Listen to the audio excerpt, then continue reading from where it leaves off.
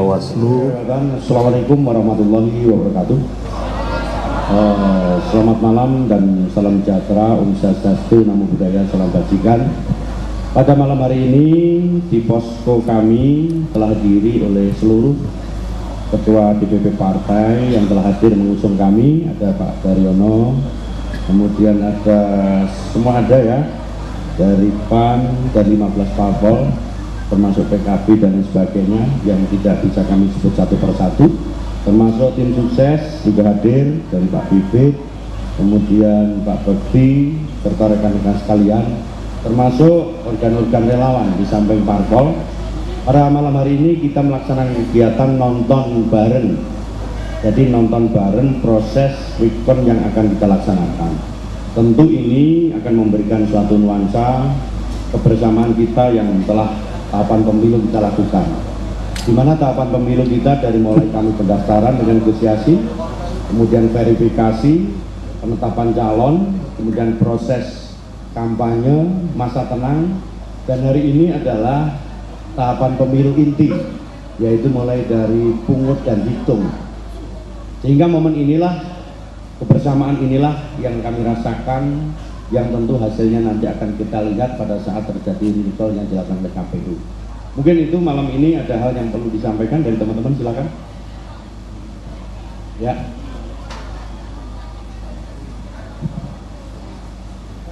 Ini pakai mic.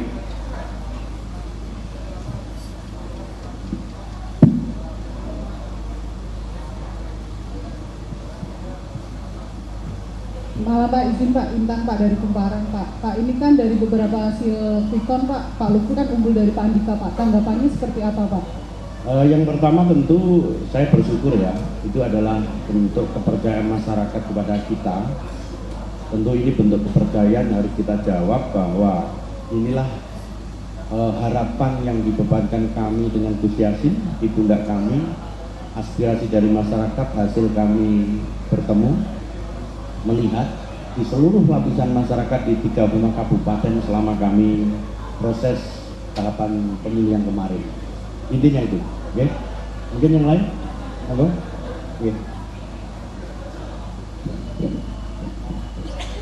Selamat malam Pak Lutfi, Gus Yassin. Saya Angga dari Detikom Pak. Saya mau mengucapkan selamat untuk Bapak dan Gus Yassin karena di quick-count ini unggul. Sebenarnya pengen nanya ini sih Pak, kan waktu sebelum kampanye, pas masa kampanye Bapak bilang dapat dukungan dari Pak Jokowi sama Pak Prabowo. Nah ini hasil quick count udah muncul, dapat selamat nggak sih Pak dari Pak Jokowi sama Pak Prabowo Pak? Begini, jadi artinya beliau adalah pimpinan bangsa.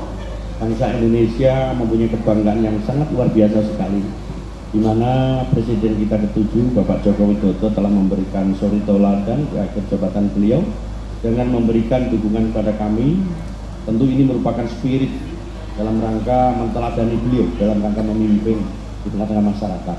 Kemudian Pak Prabowo juga sama, beliau adalah Presiden Republik Indonesia yang telah memberikan dukungan sebagai ketua parpol. Pada saat saya daftar Gerindra pertama saya masuk, artinya beliau adalah pimpinan parpol yang telah memberikan dorongan dukungan kepada kami. Ini adalah suatu kepercayaan dalam rangka integrasi beliau sebagai presiden nanti kalau saya terpilih. Program-program pusat akan kita akselerasi di kabupaten maupun provinsi di Jawa Tengah. Dua spirit ini yang perlu kita teladani sehingga kami mempunyai energi lebih untuk memberikan leadership kalau nantinya di Jawa Tengah saya dengan Gus Yassin. Intinya itu. Dan ini sangat berpengaruh sekali terhadap kami berdua untuk selalu akselerasi wilayah Jawa Tengah ini. Sudah dapat ucapan selamat Pak? Belum. Nanti tunggu tanggal main. Mungkin yang lain? Dari Metro? Ya. Hasil quick count begitu ya. Apakah ini sudah sesuai dengan target? Kemudian kalau menurut Pak Lutfi dan Gus Yassin sebenarnya apa sih yang menjadi kunci kemenangan? Karena kalau kita lihat peta politik di Jawa Tengah kan cukup menarik ya. Pada saat saya mulai daftar sampai selesai nggak punya target Pak. Jadi saya dengan Gus Yassin nggak punya target. tapi yang paling inti adalah kerja-kerja teamwork. Para teman-teman parpol sudah memulakan suatu konsolidasi yang kompak, kemudian utuh.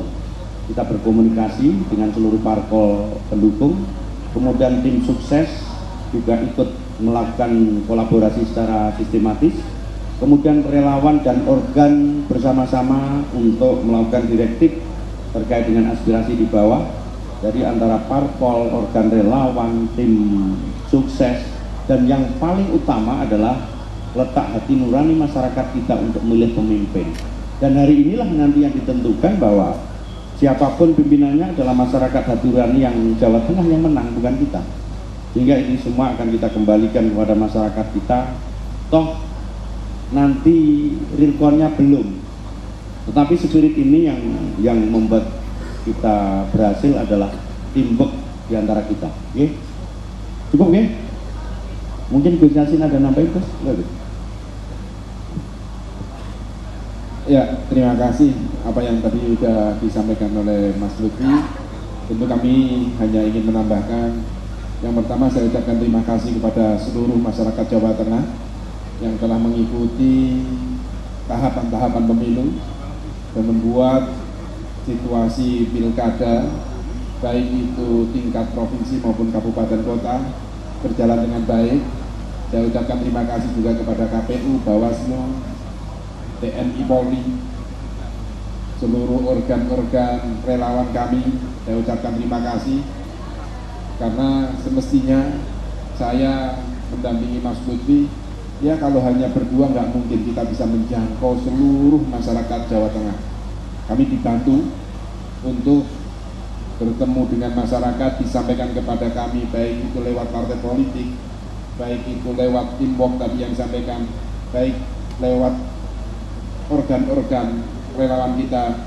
Ini sangat membantu kami dan kami berharap ke depan kita tetap berjalan bersama, permasalahan-permasalahan tetap bisa diakomodir oleh tim relawan partai politik yang disampaikan kepada kami, sehingga kami akan lebih banyak mengetahui permasalahan-permasalahan yang ada di masyarakat. Dan yang tidak kalah penting, saya ingin menyampaikan kepada seluruh masyarakat Jawa Tengah, terkhusus pendukung-pendukung kami, jangan melakukan euforia dulu dan jangan melakukan euforia sebelum nanti realcon itu benar-benar sudah dikeluarkan oleh KPU. Mungkin ini dari saya tambahan. Terima kasih. Cukup. Pak izin, Pak izin. Ayo Mas Jamat. Ya Mas. Mas Daryono Damar dari CNN, Mas. Ini kan sebuah hasil yang cukup bombastis ya Mas, karena ini Pak Lutfi dan Pak Gus Yassin ini menang di kandang banteng. Nah, Mas Daryono sendiri bagaimana strategi waktu itu menggerakkan parpol koalisi untuk menggulingkan mitos seteng kandang banteng ini, Mas? Izin Pak Gubernur, yang jelas saya tidak mungkin menggerakkan partai koalisi karena partai lain tentu saja tidak bisa saya perintah. Yang pasti bisa kami kondisikan adalah Gerindra. Mungkin Pak Gubernur Pak Lutfi, Pak Gubernur terpilih insya Allah ini tinggal nunggu real count. Ini biasa suka meledek saya, pasukan jangkrik itu namanya, menjangkau semua titik. Saya kira itu yang paling penting.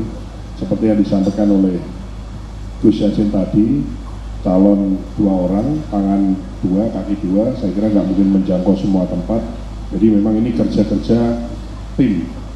Apapun partai koalisi yang jumlahnya banyak, belum lagi relawan, simpatisan, orang seneng, itu kan semua bekerja dan memastikan bahwa kemenangan itu tidak di tempat mana-mana. Kemenangan itu berada pada TPS masing-masing. Jadi intinya adalah semua orang tidak perlu ngurusi di semua wilayah Jawa Tengah diurusi, tapi berdasarkan teritori masing-masing. Misalkan kalau Gerindra fokusnya di kabupaten mana, kecamatan mana, desa mana, RT mana, RW mana, TPS mana, ya sudah fokus memenangkan kita fokus jaga, galang, jadi menggalang, menjaga, mengamankan, dan juga merekap hasil pemilu yang sudah dilalui. Saya kira tidak ada rahasia atau strategi sangat khusus ya. Ini kan lomba banyak-banyak nyoblos ya. Jadi yang paling banyak dicoblos dia yang akan jadi kan gitu.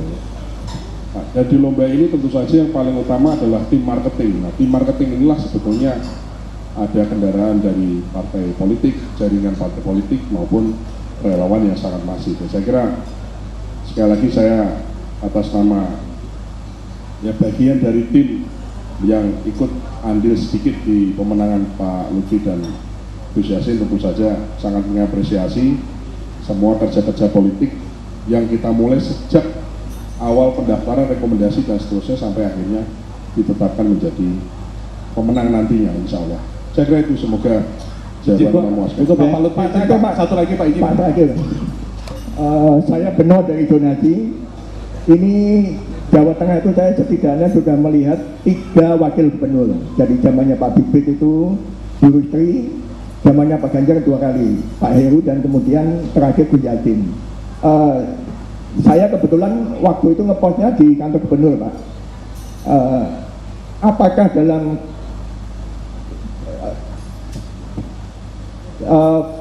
periode Bapak saat ini fungsi wakil gubernur akan dioptimalkan, karena selama ini Wagup itu kayak Banjarep dan sama sekali tidak difungsikan, termasuk Gus Yassin 5 tahun kemarin itu Pak.